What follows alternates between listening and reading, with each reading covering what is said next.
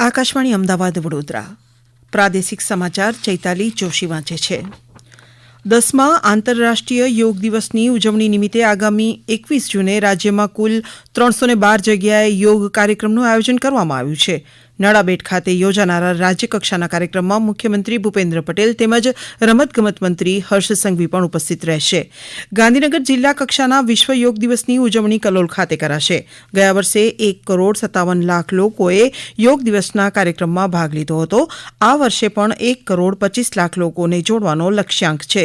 ગુજરાત યોગ બોર્ડ દ્વારા yoga for self and સોસાયટીની થીમ પર આધારિત યોગ કાર્યક્રમમાં વધુમાં વધુ લોકો જોડાય તેવું આયોજન કરવામાં આવ્યું છે. રાજ્યમાં તાલુકા અને જિલ્લા સ્તરે દરેક વિભાગમાં જેલો, તમામ આઈટીઆઈ, ગ્રામ પંચાયત સહિતના નાના મોટા કુલ 30,000થી વધુ કાર્યક્રમનું આયોજન કરવામાં આવ્યું છે. આ અંગે યોગ બોર્ડના ચેરમેન શિશુપાલ રાજપૂત વધુ માહિતી જણાવે છે. ગુજરાત રાજ્ય સરકાર દ્વારા, ગુજરાત રાજ્ય યોગ બોર્ડ દ્વારા ગુજરાતભરમાં યોગના કાર્યક્રમો થાય, યોગનું વાતાવરણ બને, લોકો યોગ સાથે જોડાય, એના માટે અમે પ્રયત્ન કરી રહ્યા છીએ. અને પોલીસ ડિપાર્ટમેન્ટ સહિત ગ્રામ પંચાયતોમાં પણ મોટી સંખ્યામાં કાર્યક્રમો થવાના છે. લગભગ અંદાજે 30,000થી વધુ કાર્યક્રમો ગુજરાતભરમાં થવાના છે અને 1.5 કરોડથી વધુ લોકો ભાગ લેશે. આપણા સૌની જવાબદારી છે કે આપણે યોગ કરીએ. યોગ કરવાથી આપણને શરીર બળ, મનોબળ, બુદ્ધિબળ વધે છે અને યોગ કરવાથી સમાજને પણ આપણે દિશા આપી શકીએ, સમાજને પણ આપણે સશક્ત બનાવી શકીએ. ચાલો આવો આપણે સાથે મળીને યોગી બનીએ, નિરોગી બનીએ. અમદાવાદ એસજી હાઈવે પર આવેલી એસજીવીપી હોસ્પિટલમાં રાજ્યનો પ્રથમ ન્યુરો મોડ્યુલેશન વિભાગ ખુલ્લો મૂકવામાં આવ્યો. રાજ્યના આરોગ્ય અને પરિવાર કલ્યાણ વિભાગના કમિશનર હર્ષદ પટેલે આ નવનિર્મિત વિભાગનું ઉદઘાટન કર્યું. આ વિભાગમાં પાર્કિન્સન્સ, ટ્રીમર જેવા શારીરિક કંપનને લગતા રોગો માટે અદ્યતન સારવાર આપવામાં આવશે. વધુ માહિતી આપતા આ વિભાગના વડા ડોક્ટર સાગર બેટાએ જણાવ્યું કે આવી બીમારી ધરાવતા 18 વર્ષથી ઓછી ઉંમરના બાળકો અને ઓછી આવક ધરાવતા પરિવારોને વિનામૂલ્યે રેડિયો ફ્રીક્વન્સી સારવાર અપાશે. આ અંગે ડોક્ટર સાગર બેટાઈએ વધુ માહિતી આપી હતી. અમે જે ટેકનોલોજી લાવ્યા છીએ એ ન્યુરોમોડ્યુલેશન કહેવાય છે, જેમાં કે રેડિયો ફ્રીક્વન્સી એબ્લેશન દ્વારા આ દર્દીઓને એડવાન્સ સ્ટેજીસમાં એમને પાછા નોર્મલ લાઈફ તરફ લાવી શકીએ એવી ટેકનોલોજી દ્વારા અમે ટ્રીટમેન્ટ કરીએ છીએ, જેમાં દવાઓની પણ જરૂર નથી પડતી. આ પ્રોસિજર હું તમને કહું મિત્રો તો હવે એક બ્રેઇન પ્રોસિજર છે, જેમાં એક કી હોલ પ્રોસિજર કહેવાય કે જેમાં ટસલી આંગળી ખાલી ખોપડીમાં અંદર જઈ શકે એટલા કાણા દ્વારા અને 1 થી 2 મિલીમીટરનું પાતળું એક નીડલ બ્રેઇનમાં જઈને બહુ ફાઇન વેમાં આ વસ્તુને, જેનું મેઇન કેન્દ્ર છે, જે એપિસેન્ટર છે આ બીમારીનું, જે 3 થી 4 મિલીમીટરનું સૂક્ષ્મ સેન્ટર છે, એને જઈને એ ઠીક કરે છે. રાજ્ય સરકારની 20મી જૂનથી ટેકાના ભાવે ઉનાળુ મગની ખરીદી શરૂ કરાશે. આ અંગે કૃષિમંત્રી રાઘવજી પટેલે જણાવ્યું હતું કે વર્ષ 2023-24ના ઉનાળુ મગની ટેકાના ભાવે ખરીદી કરવાનો રાજ્ય સરકારે નિર્ણય કર્યો છે. ઉનાળુ મગની ટેકાના ભાવે ખરીદી આગામી 20મી જૂનથી શરૂ થશે.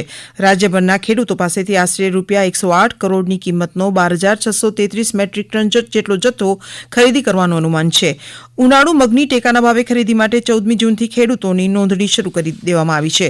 શ્રી પટેલે જણાવ્યું હતું કે અત્યારે રાજ્યની વિવિધ એપીએમસી ખાતે મગનો પાક સરેરાશ બજાર ભાવ ખેડૂતોની પડતર કિંમતની સામે અપેક્ષા કરતાં થોડો ઓછો હોવાથી ખેડૂતોને આર્થિક નુકસાન ન થાય તે માટે ઉનાળુ મગની ટેકાના ભાવે ખરીદી કરવામાં આવશે. ભારત સરકાર દ્વારા વર્ષ 2023-24 માટે મગ પાકનો ટેકાનો ભાવ ₹8,558 પ્રતિ ક્વિન્ટલ નક્કી કરવામાં આવ્યો છે. આ સમાચાર આપ આકાશવાણીના અમદાવાદ વડોદરા કેન્દ્ર પરથી સાંભળી રહ્યા છો. આ સમાચાર આપ અમારી YouTube channel AIR news Gujarat પર પણ સાંભળી શકશો. વધુ સમાચાર માટે આપ અમારા ટ્વિટર હેન્ડલ AIR_ABAD ને ફોલો કરી શકો છો. સુરતના મોરાભાગળ વિસ્તારમાં એક જ પરિવારના 4 સભ્યોના શંકાસ્પદ મોતનો મામલો સામે આવ્યો છે. મદદનીશ પોલીસ કમિશનર RP ઝાલાએ જણાવ્યું હતું કે પરિવારના સભ્યોના મૃત્યુનું સચોટ કારણ જાણવા મળ્યું નથી. મૃતકોએ આપઘાત કર્યો છે કે ઝેરી દવા પી લીધી છે તે અંગે ચોક્કસ માહિતી પ્રાપ્ત નથી. અમારા સુરતના પ્રતિનિધિ લોપા દરબાર જણાવે છે કે FSLની ટીમ રાત્રિ દરમિયાન પરિવારે લીધેલા ભોજન સહિતના નમૂના લેશે. હાલ સમગ્ર ઘટનાનું વિડીયો રેકોર્ડિંગ કરવામાં આવ્યું છે.